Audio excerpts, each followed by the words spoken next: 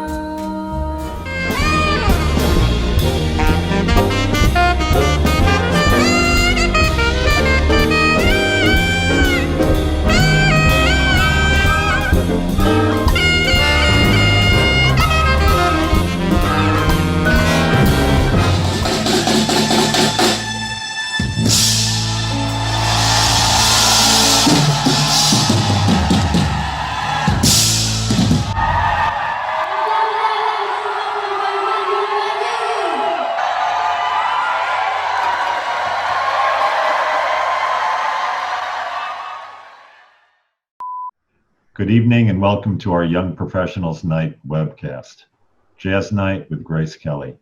I'm Tom Byrne, President of the Korea Society. Our guest tonight is Grace Kelly, an award-winning jazz singer, saxophonist, songwriter, composer, and band leader. Though still in her 20s, Grace has led an impressive musical career with a resume that includes performing at President Barack Obama's 2009 inauguration, and as part of the house band for The Late Show with Stephen Colbert. She has also released 13 acclaimed albums, all before entering her mid-20s. In addition to performing and creating music, Grace also teaches music to students at all levels. Drawing from her time with the Masters of Jazz, she has taught saxophonists, singers, and other instrumentalists. Grace has played in 35 countries. Last November, special for us, Grace performed at the Plaza Hotel for the Korea Society's annual dinner, and we are thrilled to have her back with us tonight. Moderating our webcast is Will Friedwald, who teaches about music and popular culture for the Wall Street Journal, Vanity Fair, Playboy Magazine, and other publications. He is also the author of 9 books, including the award-winning A Biographical Guide to the Great Jazz and Pop Singers. In 2015, Will worked with Grace for an article he wrote in Vanity Fair on millennial jazz musicians. We are excited to have the two of them reconnect for tonight's webcast. Grace, Will, thank you for joining us tonight. Before we proceed with the program, I would like to thank Esther Song, who runs our YPN programs, and our IT director, Peter, for overseeing the smooth production of all of our webcasts. Now, I'll turn the screen over to you, Will. You know, this is the Will and Grace show. It just occurred to me. I just want to say I've been hearing Grace, even though she's ridiculously young. I've been following her career for what seems like about 15 years. Literally, since she was a tween, she started appearing in New York clubs. And I remember the first time was she was on a program with Frank Morgan, the legendary bebop alto player, who introduced her as one of his proteges. And then I remember a few years later, she was on a program with Wycliffe Gordon at the Apollo Theater. And even though she's still ridiculously young, she really seems, to me, I think of her as a veteran just because I've been following her for so long, and she just gets better and better. She's a really terrific saxophone player, and in recent years, she's become a dynamic vocalist, songwriter, entertainer, one of my favorite young musicians. So I just want to say I'm honored to be part of any event that celebrates Grace Kelly. So let's start from the very beginning. Now, as I just mentioned, you've been playing this music from a very early age. You were writing songs, I am told, when you were 7, and you did an album super, super early, 7 years old, 12 years old. How did you first get into picking up music so early, and how did that happen? Well, thank you so much for that intro. It is such a delight to be with you remotely, but last time we were hanging out, and oh gosh, that was such a great time. I guess back when you were writing the Vanity Fair article as well. Just the best memories. Thank you for that. Well, music has definitely just been this. It's always been around the house. It's been like as natural to me as breathing. Before I started saxophone, I was singing. That was my first connection to music. My mom and dad said that as soon as I could talk, I was singing. And I remember I was starting to study classical piano at the age of 6. And I love classical music, but I felt very stifled with playing notes on the page and just couldn't focus while practicing. But I did know like 3 chords. And so when I was at the age of 7, I remember this moment so clearly, probably because it was such a joyous moment. I sat down and I played the 3 chords on the piano and I just started singing. And I didn't realize it at the time, but I was writing a song. And I later recorded that very first song I ever wrote called On My Way Home on my first album when I was 12. I was singing about horses and cows. I don't know. I was just making stuff up, but it felt so good to be in that creative process and to write a song. And I didn't know it then, but that would really just hook me into, creating with music. At the same time, my parents were playing fantastic music around the house, a lot of Broadway music, because my first aspirations actually was to become a Broadway actress, which I still hope to do one day. But I was singing, acting, dancing since the age of 6, writing my own screenplays. And they were playing Stan Getz and, Joe Beam and Astrid Gilberto, and Girl from Ipanema was a song I was always playing during Sunday brunches. And so that was my first dose of like falling in love with the sound of saxophone through Stan Getz. They were playing classical music, the Beatles, popular music. I really grew up with a whole smorgasbord of wonderful sonic sounds. So what was it about jazz in particular, and even more specific than that, the saxophone? There's so many choices for a young musician. There's so many instruments. How did you wind up there concentrating on that specialty? Yeah, so the saxophone, I mean, I mentioned very briefly about Stan Getz, but when I heard Stan Getz, I just immediately connected to his tone. And it's just so, I like to call it like that foofy tone. It's just, it sounded like he was singing.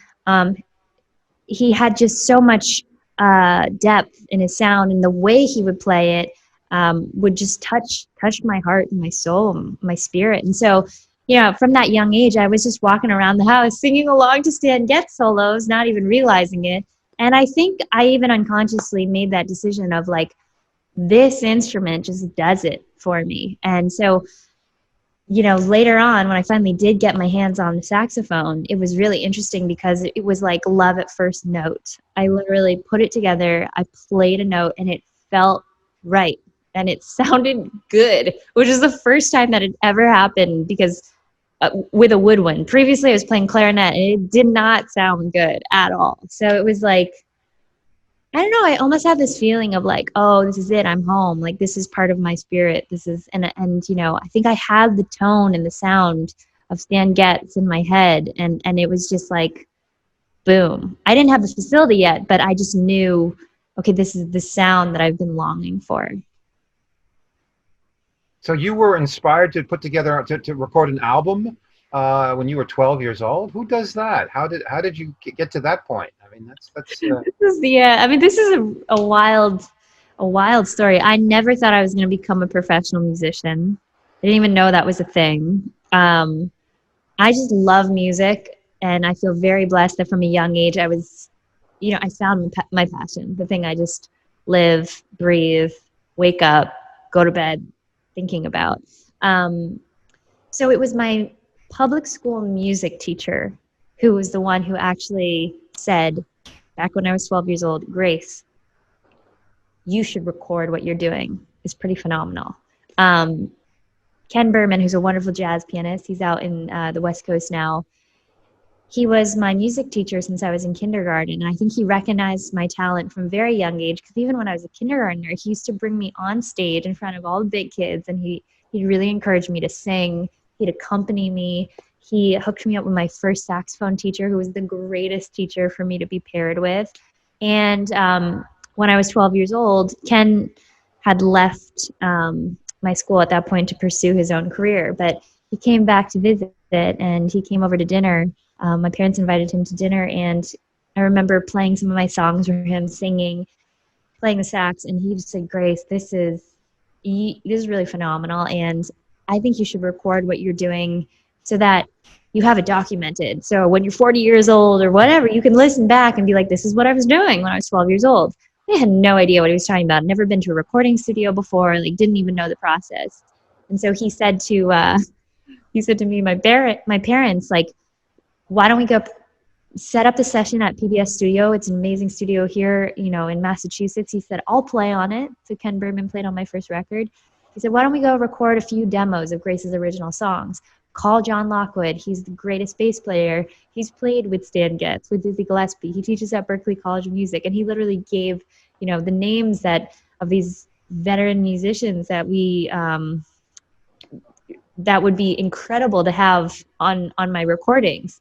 We didn't know if they were going to say yes, but my dad, sure enough, called up these incredible musicians, and they agreed to it. And suddenly I found myself in a recording studio for the first time, fell in love with the magic of putting on headphones, microphone, singing a song, playing a song, hearing it back, and to hear my music come alive with these incredible musicians was like a very pinch me moment. And so what was going to start out being my music teacher's recommendation of a few songs turned into a full album. And the next summer, I did another full album. Next summer, I did another album. The local jazz radio station started to pick it up. Suddenly, I was touring overseas and with my band, and, you know, this whole thing just organically snowballed.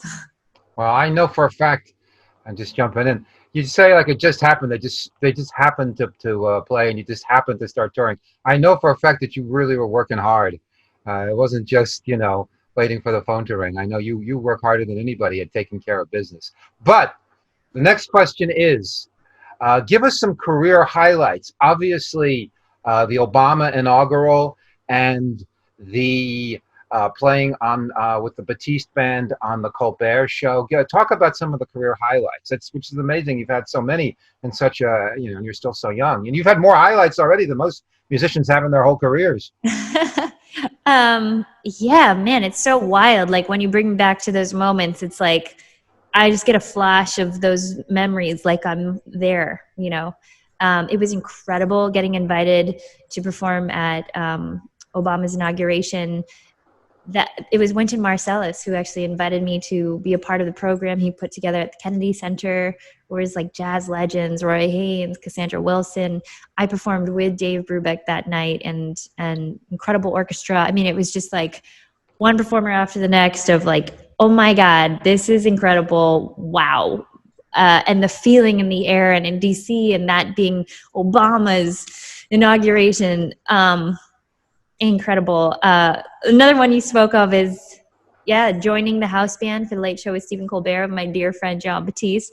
Again, very much like didn't see that coming. It was a text that I got from John 3 days before going into the studio, and I was initially only supposed to join them for a couple of weeks, and it turned into like half the year. This was in their first year, and ended up being the thing that I was living in LA at the time, and it ended up being the reason why I moved to New York, which has become such a special creative home base for me. And I learned so much in that studio and with those guys that I consider my musical family. Stephen Colbert, who I idolized so much, he like knew my name within the first week and would stop in the hallway and ask me about like what was going on. We were having conversations about dogs, and it's like I'm like thinking in my head like he's probably gotta be, there's plenty of other places he probably needs to be right now, but he's talking to me about dogs, and like the coolest guy. So yeah, that was such a pleasure getting to play in that band. And I learned so much during that time, Will. It was like, I had so many moments because I was playing many different instruments, baritone sax, soprano, singing, tambourine. One day John gave me his guitar and I was like sitting at the piano, and I never knew it was going to come, that day. We were learning 5 songs by ear every day, like had to memorize the music, had 1 hour to learn all of that before we're on like national TV. I mean, I was sweating most every day because I was playing instruments that I hadn't picked up in a while. I was trying to remember the music. Sometimes we'd be out in the audience with our wireless mic. Sometimes we'd be like up in the balcony. And the wild thing about TV is like before the camera starts, everything could be like still in dress rehearsal mode and not ready at all. But as soon as those curtains, like as soon as things start, you just smile and then it just goes and it happens. So I wanted to ask you about songwriting. I didn't even realize until we were talking about this event, but you won the John Lennon Award. How did that? Talk about the process of songwriting and the song that got you that award in particular. Yeah, I mean, I was so out of my mind, excited and honored to win the John Lennon Songwriting Contest Song of the Year Award. This happened in 2018 for my original song, Feels Like Home. This is a song that I had written a little while ago. It's one of my most personal songs. I wrote it about my boyfriend. I've been songwriting since I was 7 and continually recording and putting my music out there. But this was, I guess, the first time that it was like really recognized in such a prestigious light.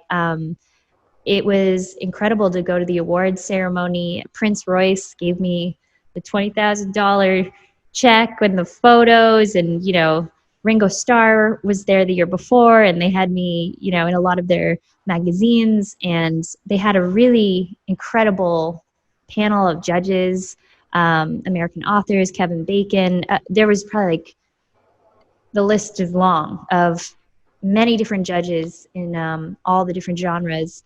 The song originally went head to head with like thousands of other songs. Then in order to get to the finals, there were only 3 finalists. Then it went down to 1, and then every finalist from each genre competed to get the Song of the Year award, which is the top award. And like, I was shocked. I started crying, actually. I have a YouTube video. It's like the most real video because I literally filmed it when I found out news of that. So if anyone wants to check it out, there's just a video of me finding out that the song had won Song of the Year. And it's been really encouraging because songwriting has always been this thing that is such a part of my spirit. It's like, if I'm feeling down, if I'm feeling happy, if I had or anything in between, if I had an experience with someone or feel like I need to express myself, like, that's the first thing I want to do is write a song. It could be a singer-songwriter song. It could be a saxophone song. It could be a song on the bass. It could be, but it's like therapy for me to get something written and then be able to revise that. That's something that's different than improvisation. And I love that about the writing process. And so I love writing so much that, I would just continue to do it to make myself feel like, oh, I released something. But the fact that it can make other people feel that way too. And I've gotten so many notes from people about my songs and how they listen to it every day. And I've had multiple couples at this point actually write me messages saying they got engaged to my song, and it was their first dance song. It's got like millions of streams on Spotify. Like, I just honestly, I didn't even realize that until recently. And that's a real gift to me to hear from other people how the song has become a soundtrack to like an important part of their life or in like their routine, or maybe they just hear it once and they loved it. But the fact that they share that information with me and that it's touched them in that way is like really the most delicious news that I can possibly hear. Well, speaking of delicious, this is going to be my favorite part of the program. At this point, you are set to play a traditional Korean song. Yes. And I cannot pronounce it, but I was familiar with the song because there's a recording of Nat King Cole singing it at a concert in Seoul from like 1962. So that's where I know the song. But Wow. I will not attempt to pronounce it. But Yeah, so this is a beautiful Korean folk song called Arirang. And I remember hearing the song growing up. It was just, you know, it's got one of those timeless melodies.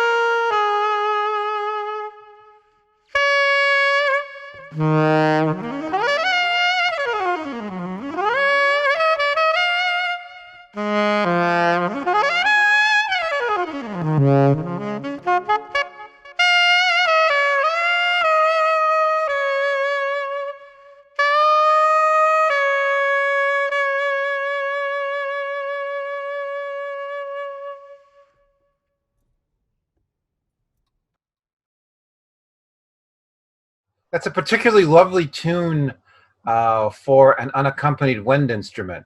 You know, for you to be playing, you know, it sounds good being played solo by you. Whereas a lot of songs, I mean, notwithstanding your amazing musicianship, but a lot of songs don't necessarily lend themselves to an unaccompanied, you know, horn presentation like that. Thanks. Yeah, I know exactly what you mean because I've been asked in the past to just play solo sax, and I say what you're saying. Yeah, I don't think Cherokee would work like that, you know, or Giant Steps or something. Certainly, and definitely like not a full set. Right. Thank you. No, I love how like in that melody because it's just got such beautiful intervals on the saxophone. You can add so many trills, and that's something that's just, you know, I think it's just I'm sprinkling on a little bit more of my jazzy expression. That's definitely, I added a whole part that's the Gracified version. That's kind of the jazz improv in there. But that's what I like to do with any song is take the melody and then just kind of make it my own. So jazz, I think we can all agree, it's thought of primarily as an African-American expression. what do you think you can bring to the music as someone, from, who represents a whole other kind of, even though of course you're American through and through, but I mean, do you think people are surprised to see a young Asian girl create this music? I mean, I think it speaks to the music is inclusive rather than exclusive, and it's gone all over the world, and people play it all over the world with their own version. I just was wondering if you could speak to that for a second. Yeah, I mean, I'm so grateful to the jazz community and to my mentors. One who you mentioned earlier, the great Frank Morgan, one of my favorite saxophonists on this planet, who's a Black man. He's passed quite a while ago, but I knew him in the last 6 months of his life. There is this open, especially with him too. He's like my musical grandfather. I call him grandpa. He called me granddaughter. There was just this passing of, here's this information and I'm going to teach you, and we look different and we're from different cultures, but the music brings us together, and in an exchange of I love you. I mean, it was really the case with Frank, who was such an important mentor to me, along with my other saxophone mentors, Phil Woods, Lee Conants. But I'm very, very grateful that this jazz genre, which is built upon our Black grandfathers and grandmothers and the African American community and their expression and them expressing in their injustice and playing their pain, their sorrow, their story, building a language. And years later, I mean, I'm making that a very short thing, but that should be a whole discussion in itself. But it's been passed on to generations and generations and generations after. And I feel it's my job as a young jazz musician and for my other peers to be pushing this music forward, as someone like the great saxophonist Charlie Parker, who's such a part of creating bebop jazz saxophone, as he created a sound and a language. And so, I feel like as a Korean American, I'm definitely an oddball, and as a woman too, an oddball in a way of like, it's unusual to see Korean American woman in jazz, but I'm so grateful that my mentors and the genre have allowed me to, really be in it and in the community and learning, and it's been incredibly inclusive, and I'm so grateful to have been thrown into this tradition of jazz and to have met my mentors and to hear their stories and to learn about where this music comes from. It is a very, really deep, rich art form of expression. So, you're only in your mid-20s, not even your late 20s, but and this seems it seems like a strange question, except for the fact that as I personally know, you've been doing this for a long time and you've achieved a lot. But what would be the number one piece of advice you would give to somebody just starting? If you could go back to Grace at age 11 or 12, what would you tell yourself, or what would you tell to somebody who might be just at that age where they're just starting to get into the music, whether it's musically or professionally or spiritually or whatever, or all of the above? Yeah, that's such a great question. I think it is so important to have a passion for music if you're going to do this as a professional thing. Remember, you don't have to. And I'm speaking right now to whomever is listening who is the 11-year-old who's like loving music. The hustle and the grind and the focus and the attention and the passion that it takes to make music be your full-time job and living is never ending. And the reason we all do it, or the reason I do it, is because I can't imagine doing anything else, because I show up every day so excited to be a creator, to touch my instrument, to express to other people, to connect. So that passion is huge. And if that is the driving force and you cannot think of doing anything else except playing your instrument, and like that's all you want to do, like by all means, go for it, and go for it even on a professional level. If it's something you enjoy and you love, and you're also like studying science and want to become, you know, whatever you want to become. You want to find the cure to COVID. I was about to say, yeah, for exactly. You want to find the cure for COVID. I think you should focus on that, and, you know, use your instruments to write some songs here and there. But, you know, that's a very important thing. Thank you. You don't discourage that. No. Exactly. And then, you know, the other thing I would just say is I really feel strongly that everybody has creativity inside of them, right? Even people that have maybe pushed it down or repressed it, or were told they weren't creative people. Like I just don't think that's the case. I think we all have innate creativity, and that when it's unleashed in whatever form, it doesn't have to be music, be writing, painting, dancing, like you name it. I think that just is such an important part of connecting to our spirits and to being human beings. And so I'd really recommend that, you know, that everybody, this is, I guess, advice for everyone, even non-artists and non-creatives, to dig deep and find that place, because ultimately music has been an incredible guiding light and teacher in my life. It has brought up big questions that I probably wouldn't be thinking of otherwise, of, am I being authentic? What is authenticity? How do I feel about this thing just happened? How do I express that feeling to others? How do I make music with other people that I've never met before and become a team, you know, in that moment? I mean, it's like, and it goes on, it goes, how do I listen before I start talking, before I start playing? And it's like, every time I think about that and what music teaches me on an everyday, minute by minute case, I'm just so grateful, because it's like there, it's like all those big questions, those things, it's like you're staring right at it when you're about to write a song, or when you're about to play an improv piece, or, you know, when you're thinking about what your next project is going to be, and how you're artistically going to get it out to the world, and what you're trying to say, and what's your authenticity, and how is it reaching people, and how are you connecting with others. Like that's some I'm really grateful for that being in my life. So at a certain point, and you just hinted at this, you made the transition from being a student to a teacher, and you've created learning experiences for all kinds of people at all kinds of skill levels, and you've taught jazz, and you've taught the saxophone, and, you know, basic music theory. What is that like? You know, how did you get to that point? I'm absolutely loving it. You know, I have been I'm so blessed and so lucky to have had incredible teachers and mentors all along my journey. And I would not be the musician, the artist I am without their guidance. Just hands down. I learned so much from, you know, Phil Woods, Lee Conants, Frank Morgan, Wynton Marsalis, Harry Connick Jr.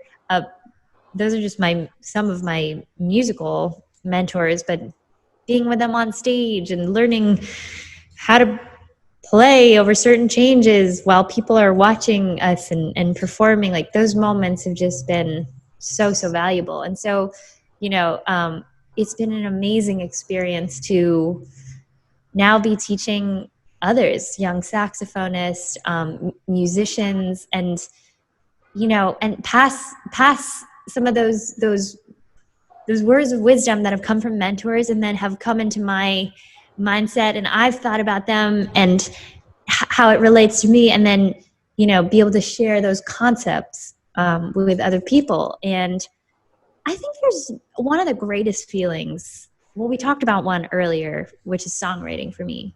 Another one of my favorite feelings in this whole world is watching a light bulb go off in someone else's brain, in their spirit. And that happens when teaching.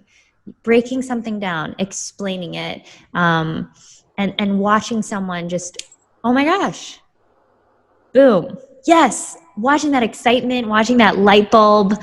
You know, teaching also really is teaching me how to become even more clear with my ideas, my thoughts, how to explain them, how to teach somebody else. That I think everybody actually has to work on that to become a better teacher. And so I've been holding these online workshops where we've been getting hundreds of students that have been signing up online during quarantine, which, by the way, has been such a positive thing for us all together. The chat is lighting up. Like, they're all making friends with each other. These are people all around the world, in the US, Germany, Japan. Like, they're all on our Instagram handle and got their, just chatting it up. And really, it's been such a awesome, positive thing during quarantine to hold these online workshops, which I normally don't get the time to do this much teaching because I'm on the road and life's busy. So I'm the type of teacher that really likes to go check in, have my students check in every week, every other week, just keep the progress going and make sure that I'm like giving them the attention they need for where they're at on their musical journey.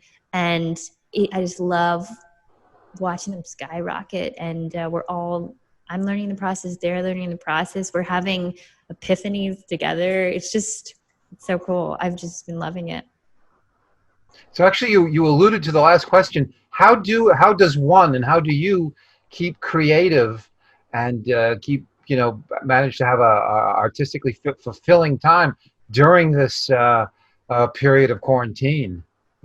It's unlike any other time past and hopefully future. Yeah, that's a great question. I mean, this is the first time in my life that I've ever been home this much, because usually I'm out on the road. And I gotta say, I love sleeping in my bed every night. This is the first time that I've been able to have any type of regular routine, and with that comes a bunch of new experiences that I'm enjoying, and also the time to just rest.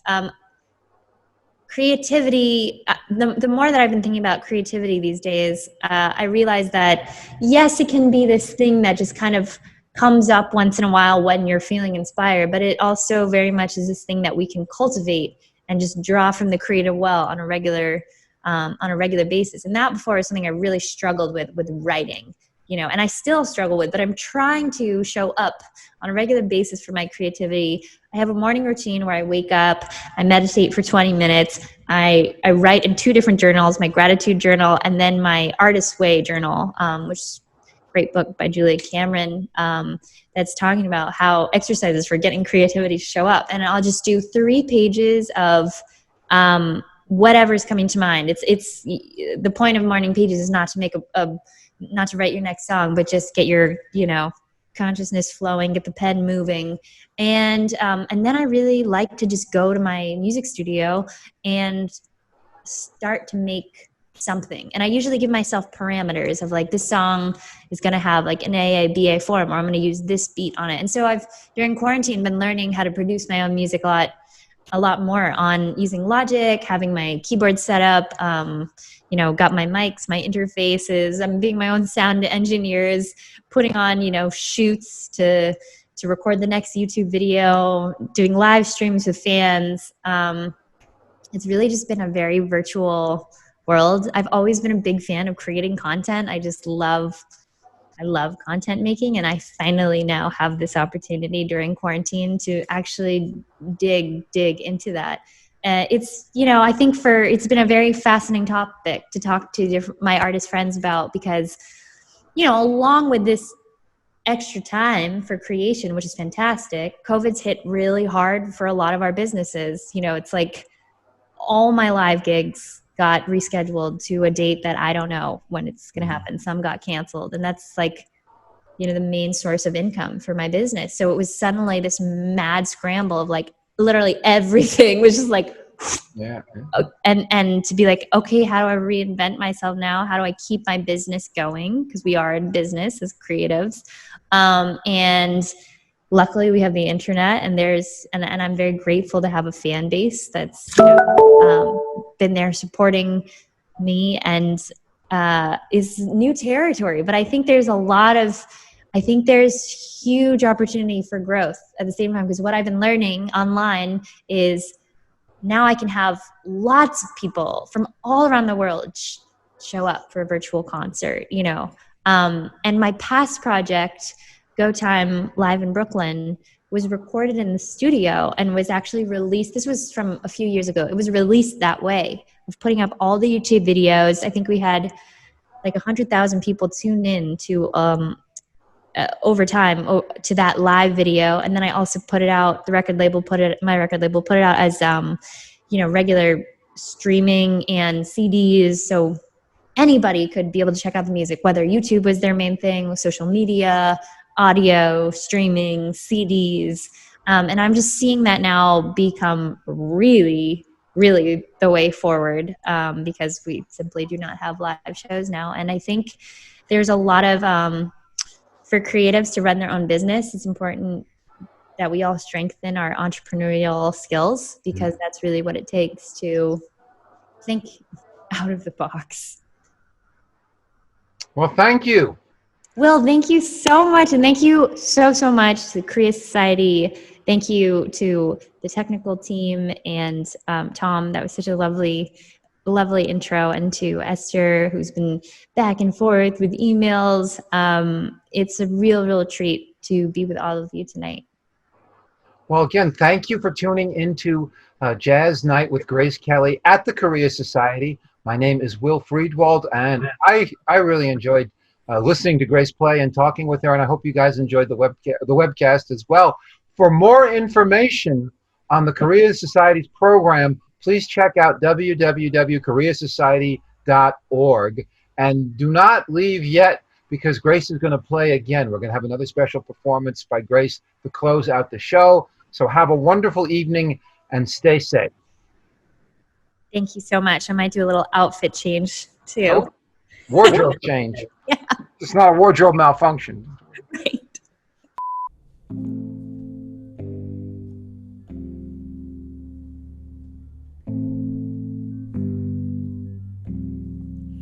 Suddenly I'm falling 1,000 stories high. It's amazing and it's crazy, and I'm strangely satisfied. You grab my hand and the colors in my world come alive. But I never planned to fall in love. We watch the hours in the sunlight run away, talking of dreams, childhood memories, and family holidays. You were a stranger, then a lover, now something more I cannot say. Maybe this time it could be love, 'cause you feel like home when I look into your eyes. Your kisses taste like sunshine, you turn me on so bright. You feel like home. You feel like home on a starlit summer night. You're the drumbeat of my heart, your loving red eyes wine. Oh, you feel like home. Suddenly I'm falling 1,000 stories high. It's too late to turn back now, so I look deep to your eyes. You pull me close, kiss me softly under the city lights, and somewhere in there I fell in love. You feel like home when I look into your eyes. Your kisses taste like sunshine, you turn me on so bright. You feel like home. Well, I didn't see it coming, but this time I'm not running.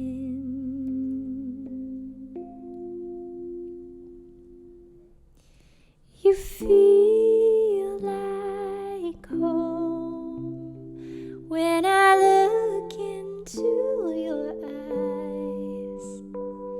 Your kisses taste like sunshine, you turn me on so bright. You feel like home.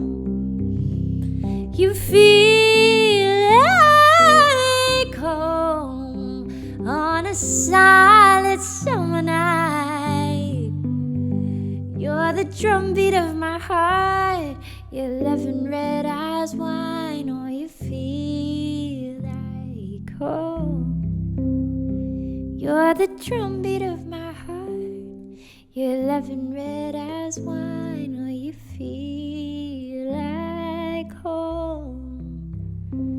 You're the drumbeat of my heart. Your loving red eyes wine.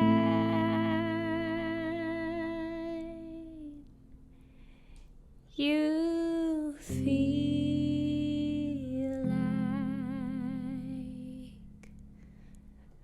home.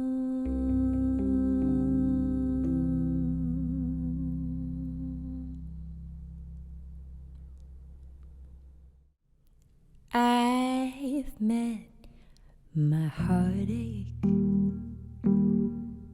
drank the bottle dry, my tears of sadness, salt has stained my eyes. I've been let down some days, didn't want to try,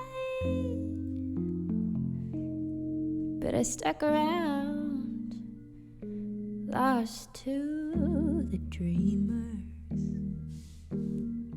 It's all I've known, the ups and downs. On this bumpy road, trying for something that will bring me home.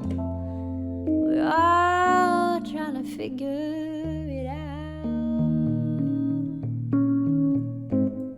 I will not let the blues break me.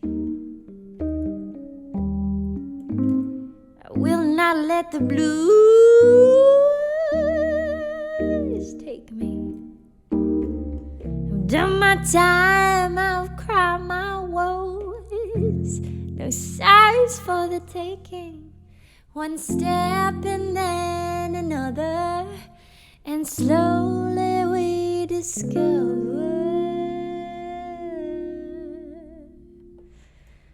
well, it may not be perfect,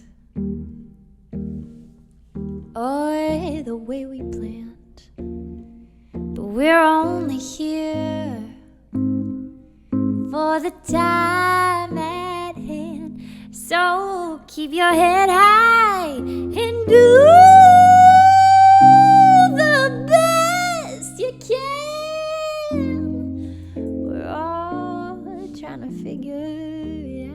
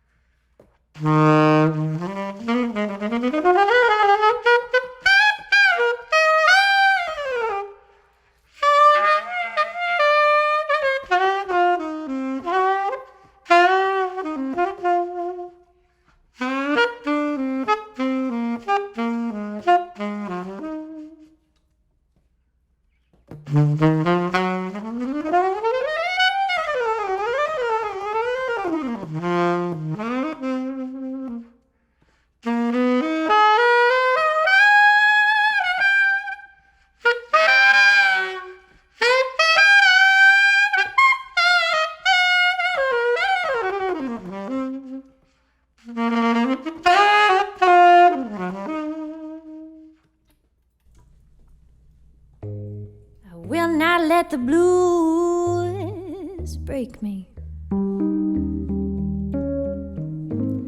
I will not let the blues take me. I've done my time, cried my woes. No sorries for the taking. One step and then another, and slowly we discover,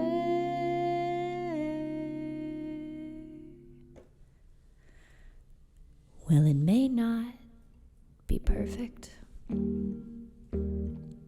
or the way we planned, but we're only here for the time at hand. So keep your head high and do